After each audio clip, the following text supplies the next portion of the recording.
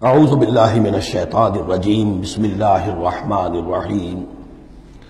سورۃ الشورى، اور یہ سورت جو ہے اب ان چار سورتوں میں یوں سمجھ لیجیے کہ کلائمیکس ہے، اس مضمون کا کلائمیکس نقطہ عروج یہاں آ رہا ہے، اور وہ ہے اجتماعی عملی توحید۔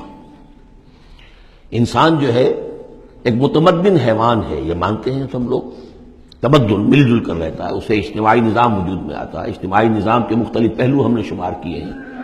ایک معاشرتی نظام ہے، اس سے بھی پہلے آئلی نظام ہے، خاندانی نظام ہے، پھر معاشرتی نظام ہے، پھر اقتصادی یا معاشی نظام ہے، پھر سیاسی نظام ہے۔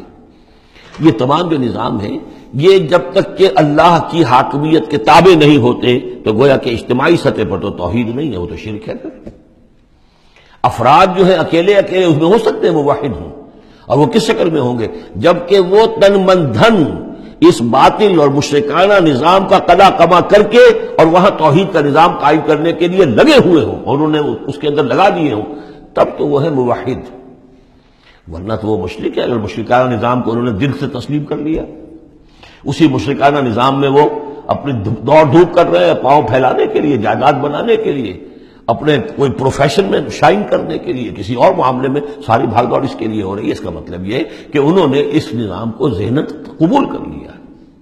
تو جنہوں نے اس طاغوت کو قبول کر لیا انہوں نے اللہ کا انکار کیا، چاہے وہ نمازیں پڑھتے ہوں بلکہ تہجد بھی پڑھتے ہوں۔ تو اقامت دین کی اصطلاح اس صورت میں آ رہی ہے، اور اقامت دین کے موضوع پر یہ قرآن مجید کا ذروۂ سلام ہے۔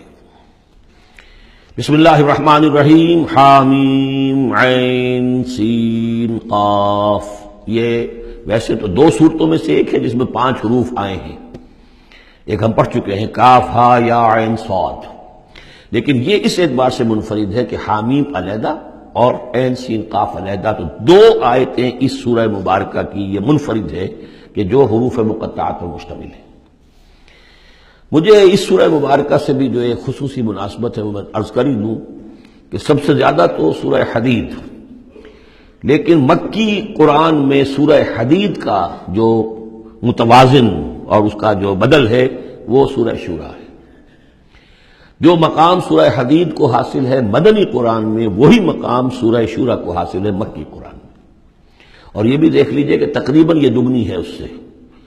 اس کی آیات ہے 29، اس کی آیات ہے 53، اور چونکہ مکی قرآن جو ہے وہ دگنا ہے مدنی قرآن سے اپنے حجم کے اعتبار سے۔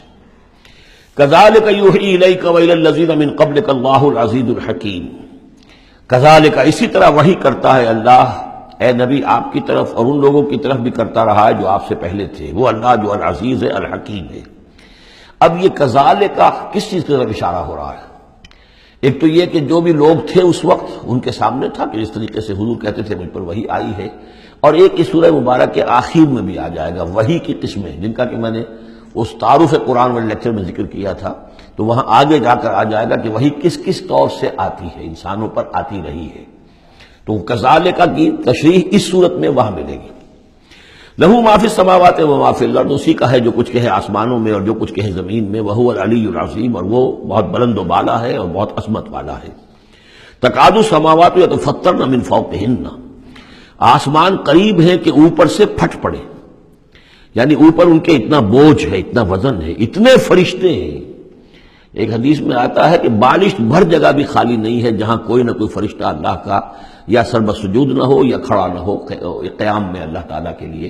تو یہ کیفیت ہے وہاں پہ۔ وما یعلم جنود ربک الا ہو، تیرے رب کے جو لشکر ہیں انہیں کوئی جانتا ہی نہیں سوائے خود اس کے، تو وہ پھٹ پڑنے کے تیار ہیں۔ والملائکۃ یسبحون بحمد ربہم، یہ سورہ مومن میں یہ بات آ چکی ہے کہ فرشتے جو ہیں وہ اہل زمین میں سے جو اہل ایمان ہیں ان کے لیے استغفار کرتے رہتے ہیں۔ والملائکۃ یسبحون بحمد ربہم، وہ اپنے رب کی تسبیح کے ساتھ حمد بھی کرتے ہیں۔ ویستغفرون لمن فی الارض، اور زمین والوں کے لیے جو زمین میں ہے اہل ایمان ان کے لیے استغفار کرتے رہتے ہیں۔ الا ان اللہ هو الغفور الرحیم، آگاہ ہو جاؤ یقینا اللہ ہی غفور ہے، اللہ ہی رحیم ہے۔